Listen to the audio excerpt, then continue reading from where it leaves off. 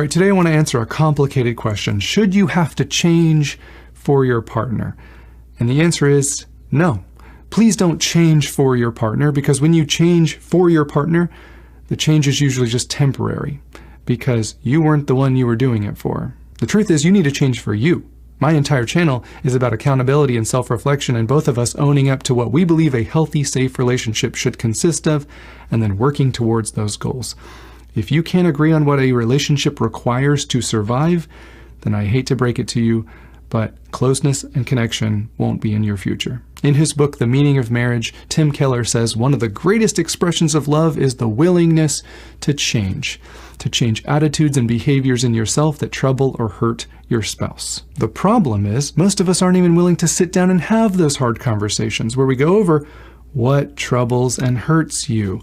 Because if we can't have those difficult conversations, if we're too scared and we think it's just going to end in a fight, then one, I'm worried that we don't even truly know each other, which means there won't be any intimacy. And two, like Tim Keller said, we're missing out on one of the greatest expressions and opportunities for love, which of course should be mutual, but one where we say, I'm willing to change for you. But we can't do that unless we actually know each other. The truth is, we all need to change something. For some of you, the first thing you need to change is the fact that whenever I talk about change, all you can think about is your partner, right? Oh, if they could only hear this, because they're the problem. And I'm not saying they aren't the problem. I'm just saying let's not let our ego and pride get in the way of us seeing our own areas where we need to change. Remember, our romantic relationships are oftentimes a mirror, showing us how we truly view ourselves, reflecting back our self-worth and self-esteem and past traumas.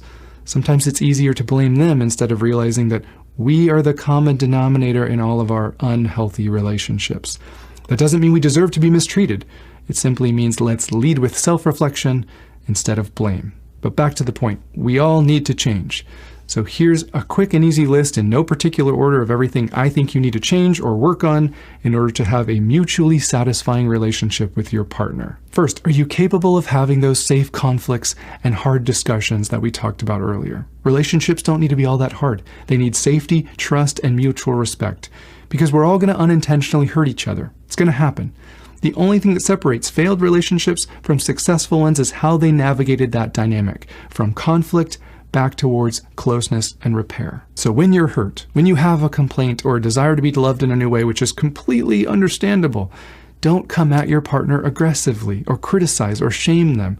If you think passive aggressiveness is going to get them to change, you're mistaken. What's more likely is that, probably like me, you're emotionally immature and you feel disconnected from them, right? You feel hurt, you feel unloved, and you want empathy from them. You want reconnection, but you don't know how to vulnerably tell them because you're scared. And we need to get to the bottom of those fears. Maybe you're scared because no one has ever been a safe place for you to speak up about your feelings. And if that's the case, you need to get out of any unsafe relationships and get some therapy so you can heal those old wounds. And the way we vulnerably tell someone that we're hurt is by taking ownership of our feelings and talking about a specific instance and telling them what you would love in the future. So you would say, I know you didn't do this on purpose, but when you were joking about me at the party, it made me feel very abandoned and hurt, and I would love it if you didn't make me the butt of any more of your jokes. Okay, next, to the partner who is receiving a complaint or a hurt from their partner, you need to practice what I mentioned above. You need to be a safe place for them. That means eliminating any and all defensiveness, dismissiveness, blame, interrupting, invalidation, mocking, or contempt.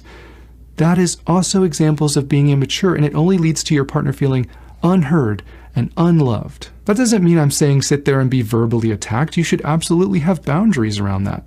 And we've covered earlier how they are supposed to bring things up. It just means we respect this person enough to allow them to speak about how they feel. If you don't care about how your partner feels, I can promise you this relationship is already doomed. So the way we show them that we care is through listening and validation and understanding. That doesn't mean we agree with everything. It simply means we care enough to understand and try to empathize and see where we can change in the future because we love them. Okay, on to the next area of change. Let's try to make relationships as simple as possible. What fills your partner's love tank? What do you do that makes them feel appreciated and loved and valued? And what do you do that leaves them feeling neglected or rejected by you. Deep dive into those areas. This is where intimacy is found. We should know these areas like the back of our hand. Maybe it's compliments, maybe it's appreciation, maybe it's kindness and gentleness, maybe it's time alone together. Maybe it's the little things like a hug when you're leaving for work or before bed. Maybe it's writing that sticky note on their mirror, encouraging them. Maybe it's going the extra mile and planning that date night. Maybe it's simply you being present and looking them in the eyes and saying, I just want you to know how grateful I am for you. And if you ask them what they need to feel loved and valued, and they just keep saying, I don't know, I would ask them what they remember about when they fell in love with you. What behaviors do they remember that made them feel safe or connected or desired or loved by you? Some people have a very hard time describing what fills their love tank because of depression or past trauma. But this area is too important to skip over. We need to do the work in ourselves, and we need to learn about our partner. It's not optional. And then we need to actually do it. I understand because of work and kids and life, you're not going to be able to meet all of your partner's needs, but you can meet some of them. And yes, it will be a sacrifice because love is sacrificial in nature. There's no getting around this. What makes love worth it is when both people actually have a desire to sacrifice for each other. It doesn't work when it's only one-sided. So figure out where they want you to sacrifice for them and stop sacrificing for them in the way that you want to and expecting them to feel prioritized. That's stupid. If you were a vegetarian and I made you meatloaf every night for dinner, you would say, stop doing that. You don't know me. And I would say, look at everything I do for you. I went to the store, I came home, I spent all this money, I spent all this time making you this meatloaf, and you're just ungrateful. That's how silly it is when you do a whole bunch of stuff that doesn't fill your partner's love tank, and then expecting them to feel valued. And if you want my advice, please don't take my advice, take your partner's advice. But if you want my advice, women, men love to be told what they're getting right, not just what they're getting wrong. Appreciation and respect are huge.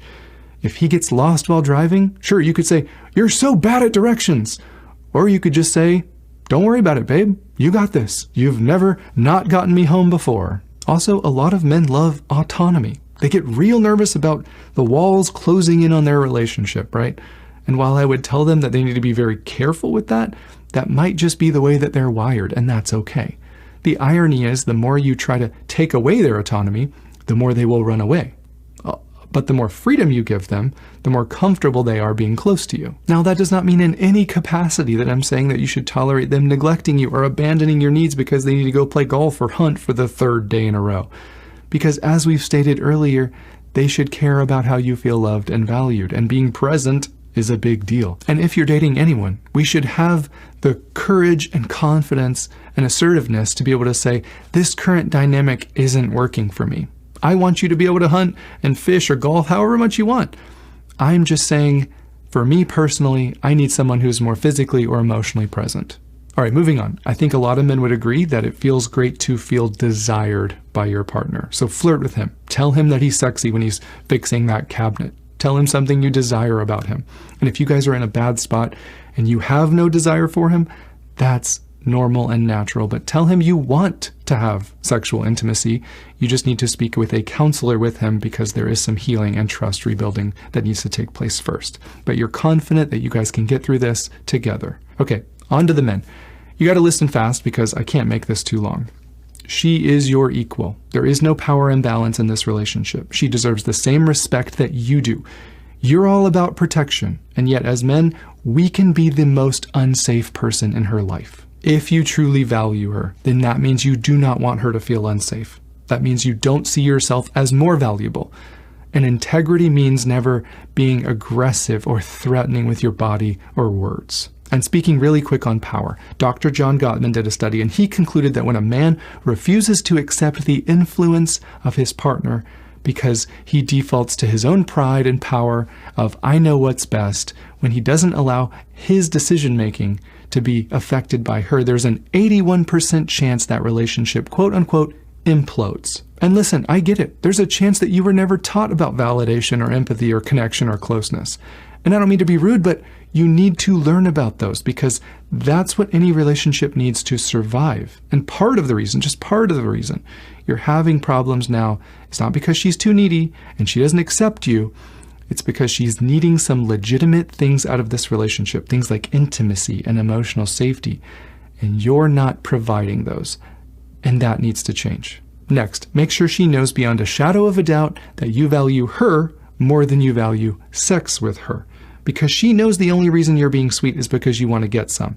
And that's one of the biggest turnoffs of all, because you don't want her, you just want her body. And once you get what you want, you go back to ignoring her for 48 hours until you need her again. That's not love. Ask her what non-sexual affection means to her. Most women tend to love it, and we ignore it until we want the bedroom, and that's a huge mistake, because foreplay started at breakfast and meatloaf is already on the table, so you got some making up to do.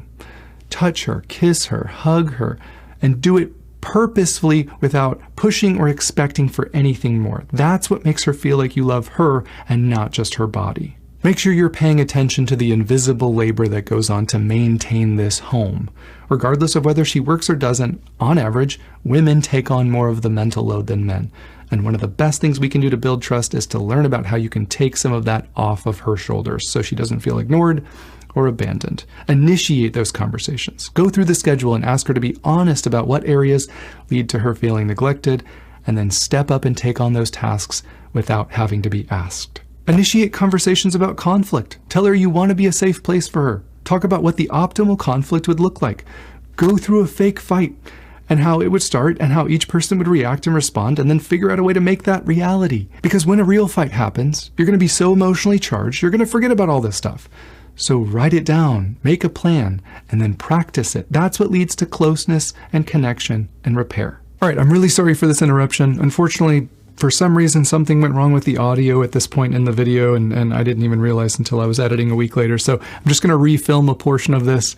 So what I was trying to say was, especially to men, initiate conversations about her day. And I understand that that type of communication might not be very important to you, but it could be very important to her. And even guys that you like Jordan Peterson, say that we should be spending at least 30 minutes every day talking with our partner. So turn the TV off, put your phone on silent, look her in the eyes and say, tell me about your day. Tell me something that you're excited about. Tell me something that's on your heart. And then just listen. But don't just listen so that you can get it over with. Listen so that 3 days later you can bring up, hey, how are you feeling about X today? That's what shows her that you're on her team. That's what shows her you want connection with her. All right, here's a big one for everyone. Let's make sure we can apologize. Let's make sure we can take accountability for anything that we did wrong. And even if we don't think we did anything wrong, let's at bare minimum not disrespect or belittle or demean our partner by saying that they are too sensitive or they are too emotional, right? That's not love either. How we repair conflict is at the very top of the list, whether couples succeed or fail. And repair means caring about their hurt, listening and understanding, leading with curiosity and validation and empathy, and taking any accountability for our role and saying the words, I am sorry, that was wrong. Your feelings matter to me. Here's what I'm going to do next time. The next thing that we need to work on and potentially change is that for a lot of us, we have trust issues. Some of you have unhealed trauma. Some of you have insecure attachment wounds.